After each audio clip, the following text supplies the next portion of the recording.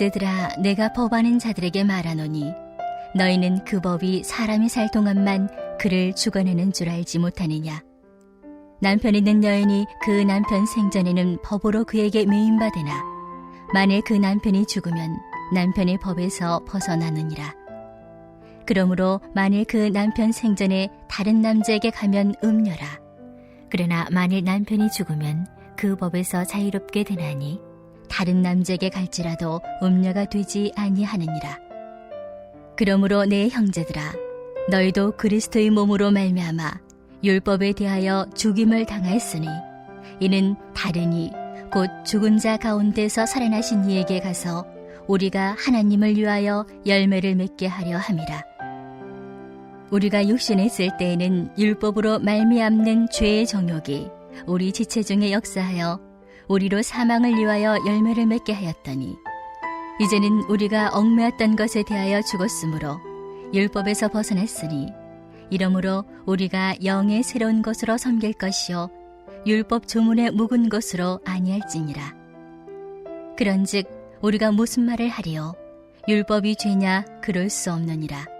율법으로 말미암지 않고는 내가 죄를 알지 못하였으니 곧 율법이 탐내지 말라 하지 아니하였더라면 내가 탐심을 알지 못하였으리라. 그러나 죄가 기회를 타서 계명으로 말미암아 내 속에서 온갖 탐심을 이루었나니 이는 율법이 없으면 죄가 죽은 것임이라. 전에 율법을 깨닫지 못했을 때에는 내가 살았더니 계명의 이름에 죄는 살아나고 나는 죽었도다. 생명에 이르게 할 그 계명이 내게 대하여 도리어 사망에 이르게 하는 것이 되었도다. 죄가 기회를 타서 계명으로 말미암아 나를 속이고 그것으로 나를 죽였는지라. 이로 보건대 율법은 거룩하고 계명도 거룩하고 의로우며 선하도다.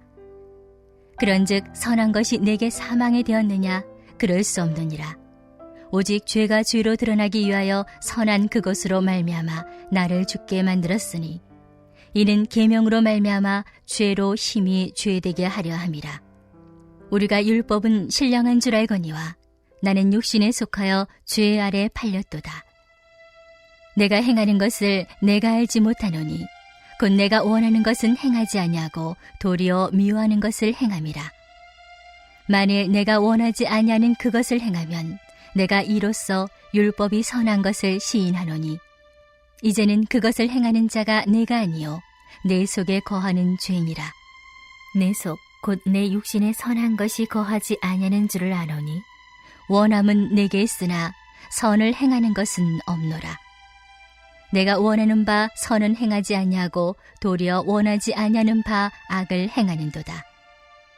만일 내가 원하지 아니하는 그것을 하면 이를 행하는 자는 내가 아니요 내 속에 거하는 죄니라.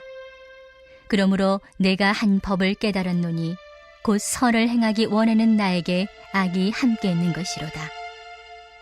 내 속사람으로는 하나님의 법을 즐거워하되 내 지체 속에서 한 다른 법이 내 마음의 법과 싸워 내 지체 속에 있는 죄의 법으로 나를 사로잡는 것을 보는도다. 오라, 나는 곤고한 사람이로다. 이 사망의 몸에서 누가 나를 건져내랴? 우리 주 예수 그리스도로 말미암아 하나님께 감사리로다. 그런즉 내 자신이 마음으로는 하나님의 법을 육신으로는 죄의 법을 섬기노라. 아멘.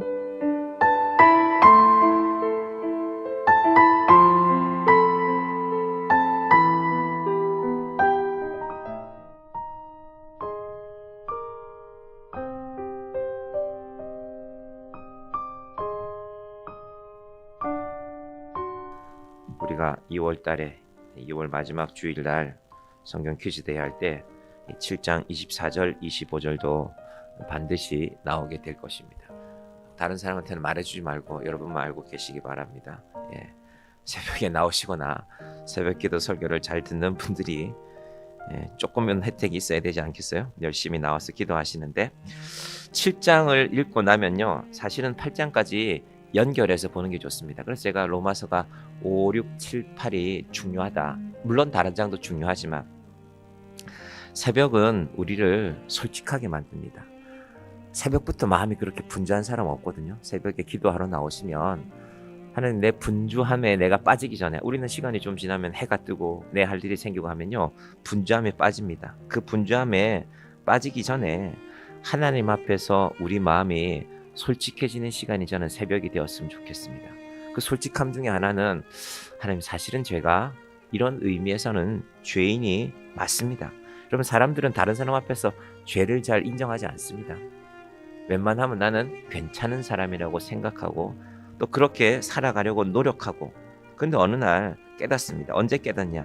하나님 앞에 설 때, 우리 인생이, 우리의 얼굴이 거울 앞에 설 때 드러나잖아요.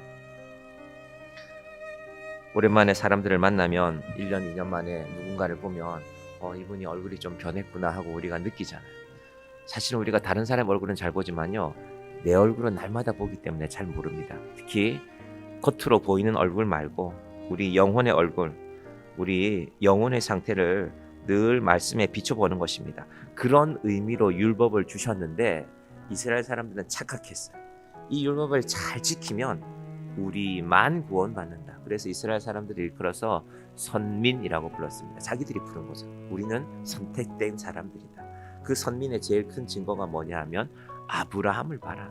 하나님이 저 멀리 갈대아 우르에 살고 있던 아브라함을 불러서 여기까지 오게 하지 않았느냐. 그리고 아브라함에게 약속하지 않았느냐.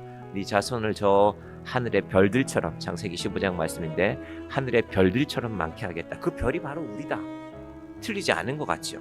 그런데 이분들이 그 율법에 대해서, 그들이 자랑하는 율법에 대해서 잘 모르는 것이 하나 있습니다. 제가 몇 차례 설교 때 말씀드렸지만요, 출애굽기 20장에 10계명이 나오는데 10계명이 나오기 전에, 그러니까 시내산에서 하나님께서 내가 너희에게 10계명을 준다, 모세에게 10계명을 주시기 전에 먼저 하셨던 말씀이 있는데, 이걸 이제 10계명의 율법이라고, 법이라고 말하면요, 19장 바로 앞장에 5절 6절은요 법의 정신입니다. 왜 이 법을 너희한테 주는 줄 아느냐?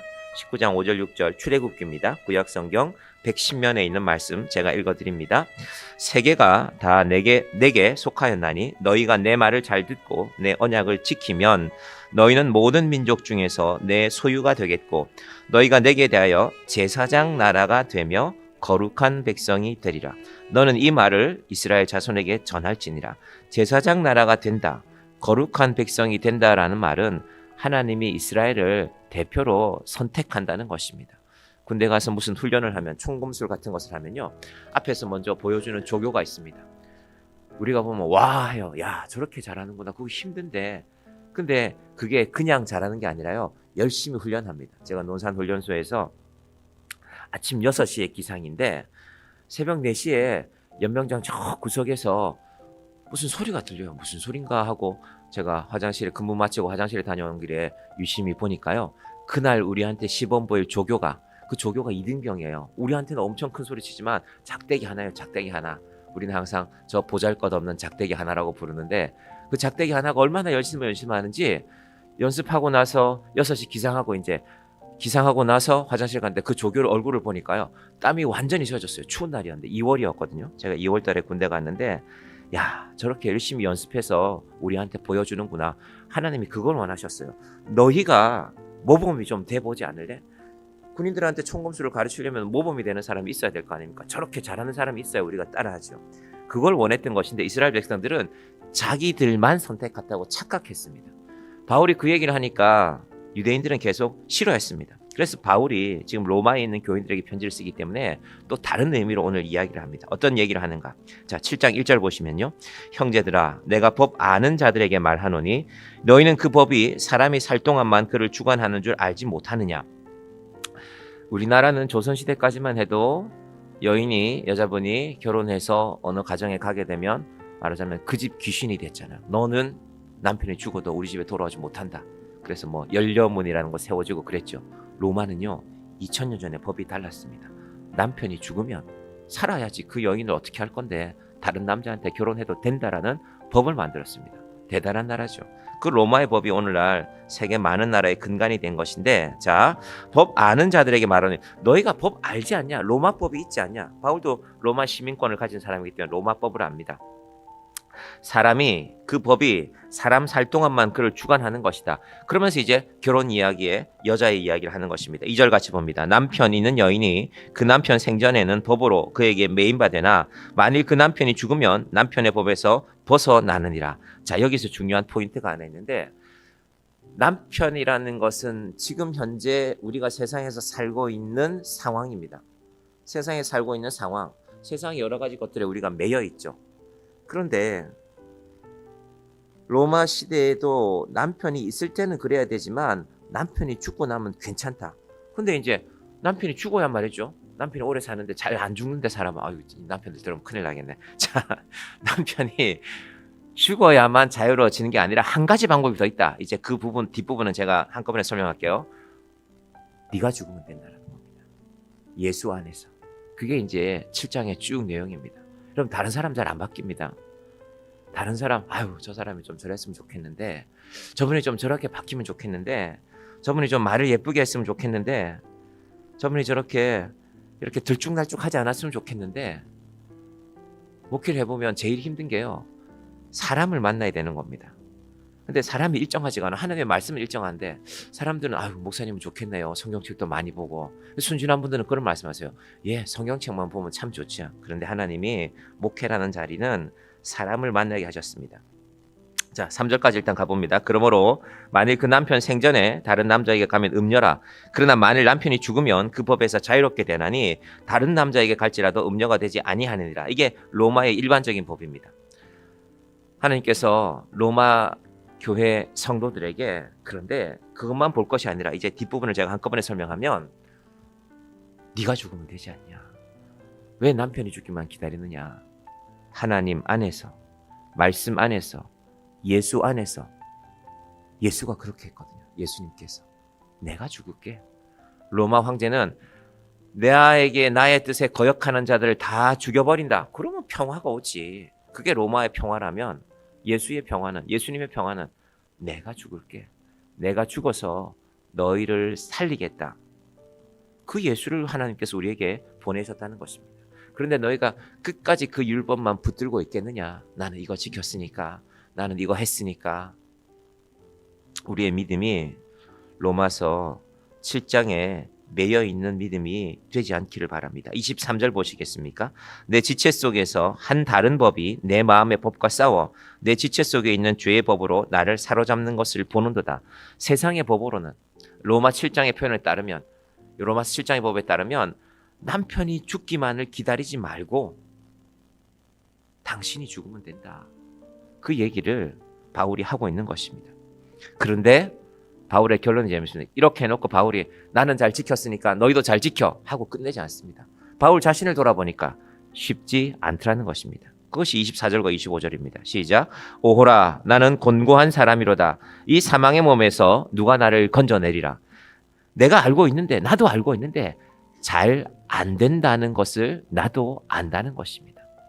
이건 뭘 전제로 하냐면요, 로마가 지금 로마서를 바울이 15장, 14장, 15장, 16장에 가면은 내가 갈 거다. 나도 갈 거다. 1장에서도 얘기했지만 가서 만나자. 가서 이 얘기 한번 나눠보자. 결코 쉽지 않더라는 것입니다. 그리고 나서 이제 8장 이야기를 길게 합니다. 예수 안에 있는 자에게는 결코 정죄함이 없다. 나도 곤고하다. 내 죄가 늘 나를 짓누를 때가 있다. 그러나 예수 안에 있으면 정죄함이 없다는 그 말씀을 하기 위해서 7장을 이렇게 길게 푸는 것입니다. 25절. 우리 주 예수 그리스도로 말미암아 하나님께 감사하리로다. 그런즉 내 자신이 마음으로는 하나님의 법을, 육신으로는 죄의 법을 섬기노라. 우리 육신이 이 땅에 살아있는 한 죄의 법이 우리를 끝까지 괴롭힐 것입니다. 안 그랬으면 좋겠습니다. 근데 성경이 그렇게 말합니다. 바울도 그렇게 말합니다. 그러나 예수로 말미암아, 우리 주 예수 그리스도로 말미암아 하나님께 감사하십시오. 우리 몸 가운데는 늘 육신의 법을 섬기려는 마음이 일어나죠. 죽은 것 같은데 일어납니다. 그래서 바울이 말했죠. 나는 날마다 죽노라. 이게 내가 날마다 죽는 길밖에 없다. 내 남편이 죽기를 기다릴 것이 아니라 내가 날마다 죽기로 나는 결심했다라는 것입니다. 예수 안에서, 하나님 안에서 오늘 우리의 삶이 누군가가 변하고 누군가가 나를 잘해주고, 목회를 하면 목사도 늘 그런 걸 바라죠. 아유, 저분이 좀 더 잘하면 좋겠네. 신앙생활 참 잘하셔야 될 텐데. 그런데 사람에 대한 기대는 사람의 뜻대로, 내 뜻대로 되지 않습니다. 하나님, 오늘도 누군가를 위해서 기도하지만 내가 죽는 것이 내 영혼이 사는 길입니다. 예수 안에서. 예수께서 십자가에 달리셨듯이 우리도 죽음으로 살아남을 경험하는 저와 여러분이 되기를 간절히 축원드립니다. 기도하겠습니다. 하나님 아버지 감사합니다. 사도 바울이 로마서 7장에는 결혼의 비유를 들어서 남편이 살아있을 때는 그 법을 따르지만, 남편의 법을 따르지만 남편이 죽고 나면 우리는 자유로워진다고 했습니다. 그런데 로마서 7장 말씀을 곰곰이 읽어나가면 남편이 죽기만을 기다릴 것이 아니라 우리가 죽을 수 있지 않겠는가? 예수께서 그랬던 것처럼 예수님께서 우리 모두를 위하여 로마 황제의 평화는 로마 황제에 반대하는 모든 자들을 죽이고 황제의 힘으로 지켜가는 평화였다면, 예수님의 평화는 예수님이 먼저 죽으심으로 말미암아, 그분이 십자가에 달리심으로 말미암아, 그 아들을 우리에게 주심으로 말미암아 우리가 예수를 믿음으로 평화를 누린 자가 되었습니다. 하나님 아버지, 다른 사람 바라보고 우리 인생을 염려하지 말고 예수 안에서 오늘도 나의 육체를 죽임으로 내 영혼이 살아나는 그 놀라운 은혜를 누리며 살아가는 주의 자녀들 되게 하여 주시옵소서. 추위 가운데서 건강함 주시고 오늘 신방하는 가정이 있습니다. 아버지 하나님, 이 신방하는 가정을 통하여서 주의 은혜가 임하게 하여 주시고, 하나님께서 정약교회에 속한 한 가정 한 가정들이 예수로 인하여 살아가는 가정들 되게 하여 주시옵소서. 예수님의 이름으로 기도드립니다. 아멘.